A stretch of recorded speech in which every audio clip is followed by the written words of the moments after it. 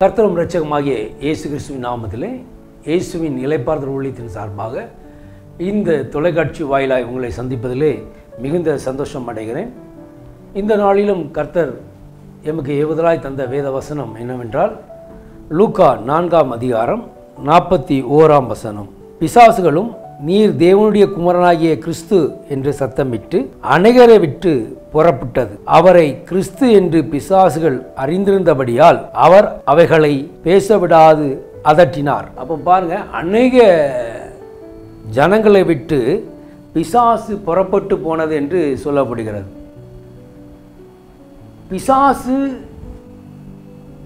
இயேசு கிறிஸ்துவை தேவனுடைய குமாரன் என்று விசுவாசித்தது, அறிந்திருந்தது. அதனால் அது சத்தமிட்டு தேவனுடைய குமாரனாகிய கிறிஸ்து என்று சொன்னதை வேதத்தில் பார்க்கிறோம். பாருங்கள், அந்த பிசாசுகளை தேவன் அதட்டினார் என்று எழுதப்பட்டிருக்கிறது. அநேக வியாதிப்பட்டவர்களெல்லாம் கொண்டு வரும் பொழுது அவர்களை சுஸ்தமாக்கினார். அநேகர் பிசாசு பிடித்தவங்களை கொண்டு வரும் பொழுது பிசாசுகள் துரத்தப்பட்டது. ஆனால் பிசாசு அறிக்கை செய்து சத்தமிட்டு ஜனங்களை விட்டு விலகி ஓடினது. அப்போ பிசாசுக்கு அறிந்திருந்தது தேவன் இயேசு தேவனுடைய குமாரன் என்று. தேவன் ஆகிய இயேசு கிறிஸ்துக்குள் வல்லமை இருந்தது. அதட்டினார், விரட்டினார், பிசாசுகள் ஓடின. அப்போது அந்த அளவு தேவன் அவருக்குள்ளாக ஆவியானவர் பலத்திருந்தார். தேவனுடைய வார்த்தை எங்கே உண்டோ அங்கே இருளுக்கு அதிகாரம் இல்லை, பிசாசுக்கு தந்திரங்கள் செயல்படாது. சத்திய வார்த்தை எங்கே இருக்கிறதோ அங்கே பிசாசு நிற்க முடியாது. அப்போ ஜனங்களை ஆளுகை செய்வது பிசாசினுடைய கிரியை தான். ஆயினும் அவைகளுக்கு தேவன் யார் என்று அறிந்திருந்தது. ஒரு முறை என்னுடைய வாழ்விலும் கூட என்னுடைய மனைவி அநேக பிசாசின் வல்லமையினால் அகப்பட்டு போராடி கொண்டிருந்த அந்த காலகட்டத்தில் அநேக இடங்களிலே கொண்டு போய் ஜெபிப்போம். அங்கே விடுதலை ஆவார்கள்.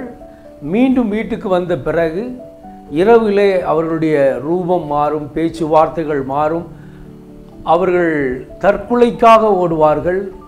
இப்படி இரவு முழுவதும் பலவிதமான இன்னல்கள், போராட்டங்கள், பிசாசினுடைய கிரியைகள். 4 மாதங்கள் நான் தூங்கவே முடியவில்லை. இரவு முழுவதும் விழித்திருப்பேன். ஏனென்றால் இரவு 12 மணியிலிருந்து விடியகால 5:30 மணி வரைக்கும் ஒரு பெரிய போராட்டமே நடைபெறும். எல்லாம் அவர்கள் தற்கொலைக்கென்றே அந்த ஆவி அவர்களை கொண்டு செல்லும். அப்படி இருக்கும் பொழுது தான் ஒரு முறை எல்லா நேரங்களிலும் வெளியே கொண்டு போய் ஜெபிக்க முடியாது. அப்பொழுது இந்த வேதத்தை எடுத்து அவர்களுடைய தொடையில் வைக்கும் பொழுது உட்கார்ந்திருந்து அந்த வேதத்தை அவர்களால் தொட முடியவில்லை. அவர்களே சொல்கிறார்கள், எனக்கு எரியுது எடுறான்னு சொல்கிறாங்க. அப்போ அவங்களால அந்த வேதத்தை தொட முடியல. அது மற்றவர்கள் பார்வைக்கு அது புத்தகமாக இருக்கலாம்.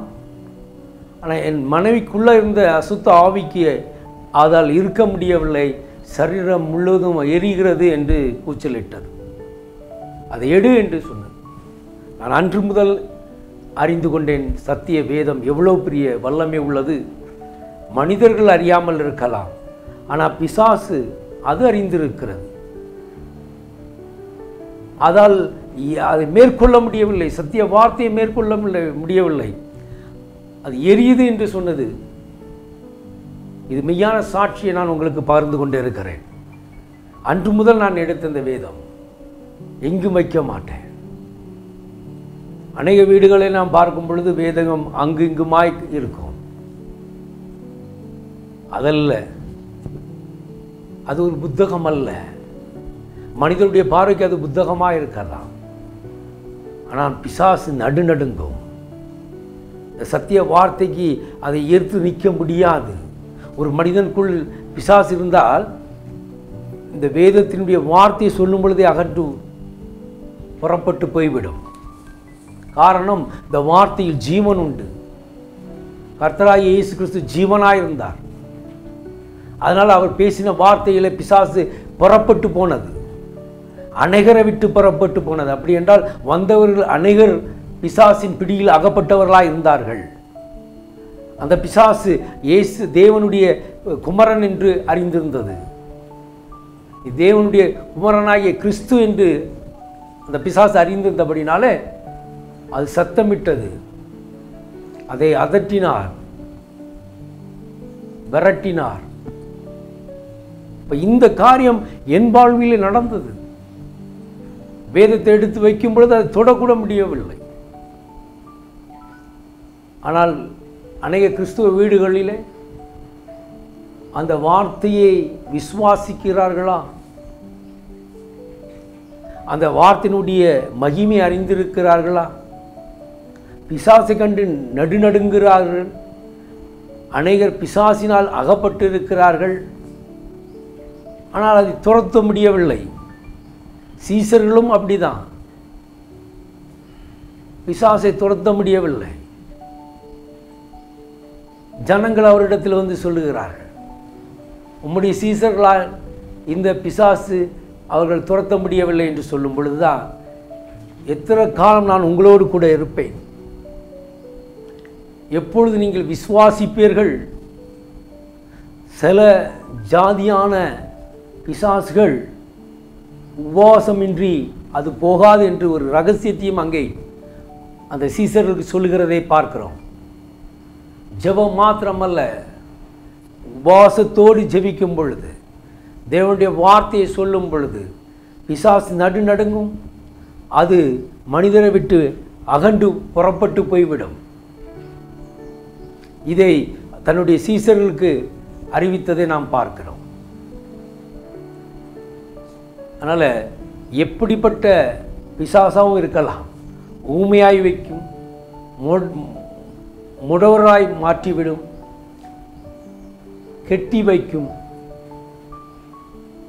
முரட்டுத்தனமுடையதாயிருக்கும். இப்படி பல விதமான குணமுடைய பிசாசுகள் ஜனங்களுக்குள் புகுந்து அவர்களை வஞ்சித்து கொண்டே இருக்கும். ஆனால் தேவனுடைய சமூகத்துக்கு வரும் பொழுது அந்த கிரியைகள் எல்லாம் அழிக்கப்படும், துரத்தப்படும். இயேசுவிடத்தில் அநேக வியாதிஸ்தர்களை கொண்டு வந்தார்கள். அவர் தன் கையை வைத்து சுஸ்தமாக்கினார் என்று வேதம் சொல்லுகிறது. அவருடைய வார்த்தை கேட்டவர்கள், அவருக்குள் இருந்த பிசாசனது சத்தமிட்டு விலகி புறப்பட்டு போனது. அப்படி என்றால் தேவனுடைய வார்த்தையில் வல்லமை உண்டு.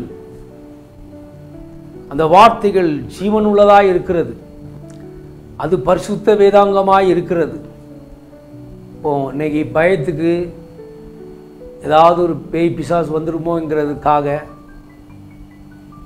தலைவாணி, அதாவது தலைவிக்கு கீழாக வேதத்தை வைத்து தூங்குகிறவர்கள் உண்டு. தூக்கம் வராமல் இல்லையா, நெஞ்சின் மீது வைத்து தூங்குவார்கள். இப்படி பலவிதமான பயங்கள் வரும் பொழுது வேதத்தை அதற்காக பயம் நீக்கும்படியாக வேதத்தை எடுப்பார்கள். இது கிறிஸ்துவை அறியாத ஜனங்கள் செய்வார்கள். இன்று அறிந்தவரும் அதுதான் செய்கிறார்கள். அதல்ல, அறிந்தவர்கள் வேதத்தை வாசிக்க வேண்டும். இந்த சத்திய வார்த்தை உன் இருதயத்தில் இருக்க வேண்டும். அப்படி வார்த்தை உனக்குள் இருந்தால் பிசாசனவன் உன் ஆத்மாவை தொடுவே முடியாது, உனக்குள் வராது. உன்னை அவருடைய வார்த்தை வேலியடைத்து வைத்திருக்கும். எவனிடத்திலே தேவனுடைய வார்த்தை இருக்கிறதோ அந்த சரீரம் முழுதும் அக்னியாய் மாறிவிடும். தேவன் அப்படியாக வேலியடைத்து வைத்திருப்பார். எங்கே தேவனுடைய வார்த்தை வருகிறதோ அங்கே ஒரு பெரிய பிரகாசம் உண்டாகிவிடும். இருள் அங்கே ஆளுகை செய்ய முடியாது. அப்போ இந்த பிசாசின் வல்லமைகள்லாம் எதை குறிக்கிறது என்று பார்த்தோமானால் இருளை தான் குறிக்கிறது, மறைவானதை தான் குறிக்கிறது, பொய் தான் அங்கே வெளிப்படுகிறது. இப்படி தந்திரமாய் வஞ்சிக்கிறது. இவனிடத்திலிருந்து நீ தப்பித்து கொள்ள வேண்டுமானால் உனக்குள் ஜீவ வார்த்தைகள் இருக்க வேண்டும். அது வேத வார்த்தைகள் உனக்குள் இருக்கும் பொழுது உன்னை ஒருவனும் ஆள்கை செய்ய முடியாது. அது இல்லாத பட்சத்தில் தான் பிசாசனவன் உள்புந்து விடுகிறான். அப்போ பாருங்கள், போய் ஒரு இடத்துல மற்றொரு இடத்துல போய் ஜெபிப்பதும் தனித்து ஜெபிக்க முடியாது. பிசாசு கட்டி வைத்திருக்கிறபடினால ஆலயத்தில் போதகரிடத்தில் போய் ஜெபிப்பார்கள், இல்லை ஊழியக்காரரிடத்தில் ஜெபிப்பார்கள். இப்படி தனி ஜெபம் பண்ணுகிறவரிடத்தில் போய் ஜெபிக்கும் பொழுது அந்த அசுத்த ஆவிகள் அவர்களை விட்டு வெளியேறும். அது அந்த சரீரத்தை விட்டு, அந்த ஆத்மாவை விட்டு வெளியேறின பிறகு நாம் ஜெபிக்கிறவர்களாய் மாறிவிட்டோமானால் கர்த்தர் வேலி அடைத்து விடுவார். ஆனால் நாம் மீண்டும் அதே பழைய நிலையிலே நாம் எப்படி இருந்தோமோ அப்படியே நாம் வாழ்ந்து கொண்டிருந்தோமானால் ஒரு பிசாசு போய் 7 அன்னத்தை கூட்டி கொண்டு வந்துவிடும். அப்படி என்றால் 8 பிசாசுகள் சரீரத்துக்குள் ஆளுகை செய்து கொண்டிருக்கும். அப்படி 8 பிசாசுகள் உடையவன் அவன் சுயமாய் வாழவே முடியாது. அவன் ஆத்மாவை அடக்கி அதனுடைய இச்சைகளை அந்த மனிதனை வைத்து செய்து கொண்டிருக்கும். அவனால் நிம்மதியாக தூங்க முடியாது, உண்ண முடியாது, செயல்பட முடியாது. இப்படி அவனை முடக்கி இருளுக்குள்ளாக வைத்துவிடும். எனவே தான் நீ விடுதலையாக்கப்பட்ட உடனே நாம் செய்ய வேண்டிய காரியம் என்ன? எப்படி விடுதலையாக்கப்பட்டாயோ அப்படியே அதில் பூர்ணமாக சத்தியத்தை அறிந்து சத்தியத்தில் நிலைத்திருக்க வேண்டும். இப்போ சத்திய வார்த்தைகளிலே நீ நிலைத்திருக்கும்போது அந்த சத்திய வார்த்தை உன்னை காத்து கொண்டிருக்கும். எங்கே சத்தியம் உண்டோ அங்கே விடுதலை உண்டு. எனவே இந்த வார்த்தைகள் தான் உன்னை விடுவிக்கும். அப்போ ஒரு மனிதன் முதலாவது ஜெபிக்க முடியவில்லை, அவன் ஏதோ ஒரு தவறினாலோ ஏதோ ஒரு சூழ்நிலை நிமித்தமாய் பிசாசு உட்புகுந்திருப்பான்.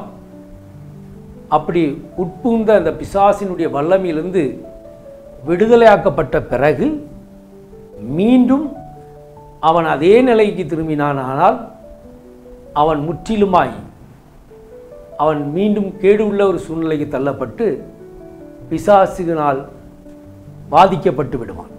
எனவே தான் விடுதலை பெற்ற உடனே அதற்கு பிறகு நாம் உறுதியாய் தேவனிடத்தில் வந்துவிட்டோமானால் இந்த பிசாசு மீண்டும் உன்னை தொடாது. கர்த்தருடைய வார்த்தை எங்கே உண்டோ அங்கே விடுதலை உண்டு. அந்த வார்த்தை அவனை முற்றிலுமாய் வேலியடைத்து பாதுகாக்கும். இதுதான் அங்கு நடந்தது. பிசாசுகளுக்கு அறிந்ததை நாம் இன்னும் அறியாமல் இருந்தோமானால் எப்படி தேவனுடைய ராஜ்யத்தை கட்ட முடியும்? எனவே தேவனுடைய ராஜ்யத்தை கட்ட வேண்டுமானால் நாம் பிசாசினுடைய தந்திரங்களுக்கு விலகி ஓட வேண்டும், விடுதலையாக்கப்பட வேண்டும். நாம் தேவனுடைய பிள்ளைகளானால் தேவன் யார் என்று அறிந்து கொள்ள வேண்டும். பாருங்கள், பிசாசு கூட சொல்லுது தேவனுடைய குமரனாகிய கிறிஸ்து என்று சத்தமிடுகிறது. நாமும் அவரை தான் நாம் விசுவாசிக்கிறோம். அவரால் செய்யக்கூடாத அதிசயமான காரியம் ஒன்றுமே இல்லை. அவருடைய வார்த்தையினால் நாம் பிழைப்போம், பிசாசின் வல்லமைகளிலிருந்து விடுதலை பெறுவோம். எனவே இந்த வார்த்தையின்படி, அந்த வார்த்தை யாருக்குள் இருக்கிறதோ அவர்கள் ஒருபோதும் பிசாசுக்கு இடம் கொடுக்க மாட்டார்கள். பிசாசு உட்பு இல்லை, முழுமையான ஒரு விடுதலை பெற்று சாட்சியாக வாழ முடியும் என்பதுதான். அநேகருக்குள் இருந்த பிசாசுகள் துரத்தப்பட்டது போல இந்த சத்திய வார்த்தையை கேட்டுக்கொண்டு இருக்கிற நீங்களும் யாரெல்லாம் என்னென்ன பிரச்சனைகளில் பிசாசினால் அகப்பட்டிருந்தீர்களோ என்னோடு இணைந்து ஜெபிங்கள். கர்த்தர் நிச்சயமாய் உங்களை விடுதலை ஆக்குவாராக. அன்பின் பிதாவே, இந்த நாளிலும் இந்த செய்தியை கேட்டுக்கொண்டு இருக்கிற பிள்ளைகளுடைய காதுகள் திறக்கப்படும்படி, யாரெல்லாம் பிசாசினுடைய வல்லமையினால் அகப்பட்டு மந்திர சூனிய பில்லி சூனியங்கள்னாலும் ஏவல் பிசாசினாலும் வேதனைப்பட்டு கொண்டிருந்தார்களானால் இப்பொழுது இயேசுவின் நாமத்தில் அந்த கெட்டுகள் எல்லாம் உடைக்கப்படும்படியாக, அந்தகார வல்லமையிலிருந்து விடுதலையாக்கப்படும்படியாக, இருளிலிருந்து விடுதலையாக்கப்படும்படியாக ஜெபிக்கிறேன். இந்த சத்தம் துணிக்கிற இடமெல்லாம் அக்னி பற்றி எறிவதாக, தீங்கை விளக்குவேராக. அப்பா, எல்லா தீமைக்கும் விளக்கி பாதுகாத்து அப்பா உங்களுடைய இரத்தத்தினாலே அவர்களை விடுதலையாக்கும்படியாக நான் ஜெபிக்கிறேன். அப்பா, சர்ப்பத்தின் ஆவிகள் எல்லாம் நிர்மூலமாக்கப்படுவதாக, முரட்டாட்டத்தின் ஆவிகள் நிர்மூலமாக்கப்படுவதாக, சரீர கெட்டுகள் அறுக்கப்படுவதாக, வியாதியை கொண்டு வருகிற பொல்லாத ஆவிகள் நிர்மூலமாக்கப்படுவதாக. இப்படியாக அப்பா இந்த பிள்ளைகள் முழுமையாய் விடுதலை பெற்று சாட்சியாக நிற்பார்களாக. இயேசுவின் கரத்துக்குள்ளாக ஒப்பு கொடுக்கிறேன். நீரே பொறுப்படுத்தி வழி நடத்தும். உம்முடைய சித்தம் நிறைவேற்றப்படட்டும். இயேசுவின் நாமத்தில் ஜெபிக்கிறோம் ஜீவனுள்ள நல்ல பிதாவே, ஆமேன், ஆமேன். கர்த்தர் நிச்சயமாய் உங்களை விடுதலையாக்கி இருக்கிறார். மீண்டும் நல்ல ஜெபிக்கும் பொழுது கர்த்தர் உங்களை வழி நடத்துவாராக. தொலைபேசி எண்கள் கொடுக்கப்பட்டிருக்கிறது. அதை தொடர்பு கொள்ளலாம். தொடர்பு கொண்டு உங்கள் விண்ணப்பங்களை தெரிவித்து ஜெபித்து கொள்ளலாம். உங்கள் சாட்சிகளை பகிர்ந்து கொள்ளுங்கள். அநேகர் சாட்சிகளை பகிர்ந்து வருகிறீர்கள். அதில் நிலைத்திருக்கும்படி கர்த்தர் கிருபை செய்வாராக. ஆமென். God plus.